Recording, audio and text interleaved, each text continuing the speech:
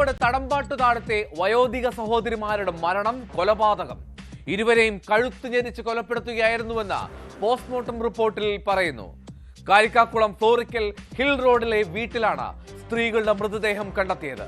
ഇവർക്കൊപ്പമുണ്ടായിരുന്ന സഹോദരൻ പ്രമോദിനെ കാണാനില്ല. വെള്ള പുതപ്പിച്ച നിലയിലായിരുന്നു രണ്ട് മൃതദേഹങ്ങൾ.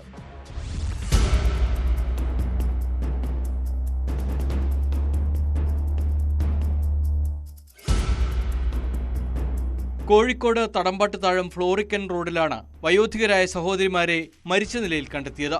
മൂലക്കണ്ടി സ്വദേശികളായ ശ്രീജയ, പുഷ്പ എന്നിവരെയാണ് വീട്ടിൽ മരിച്ച നിലയിൽ കണ്ടെത്തിയത്. കൂടെ താമസിച്ചിരുന്ന ഇളയ സഹോദരൻ പ്രമോദിനെ കണ്ടെത്താനായില്ല.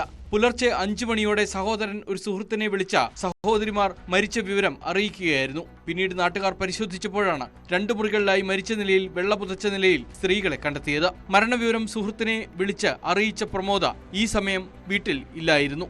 ഇയാളെക്കുറിച്ച് വിവരമൊന്നും ലഭിക്കാതെ വന്നതോടെ നാട്ടുകാർ പോലീസിനെ വിളിച്ച വിവരം അറിയിക്കുകയായിരുന്നു.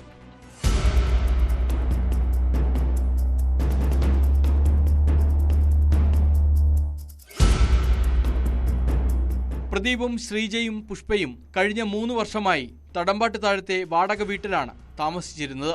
ശ്രീജയ്ക്കും പുഷ്പലളിതയ്ക്കും ആരോഗ്യ പ്രശ്നങ്ങൾ ഉണ്ടായിരുന്നതായി നാട്ടുകാർ പറയുന്നു. പോലീസ് നടത്തിയ അന്വേഷണത്തിൽ ഫറോക്ക് പോലീസ് സ്റ്റേഷൻ സമീപത്ത് നിന്ന് പ്രമോദിന്റെ ഫോൺ ടവർ ലൊക്കേഷൻ കണ്ടെത്തിയെങ്കിലും ഫോൺ സ്വിച്ച്ഡ് ഓഫ് ആയ നിലയിലാണ്.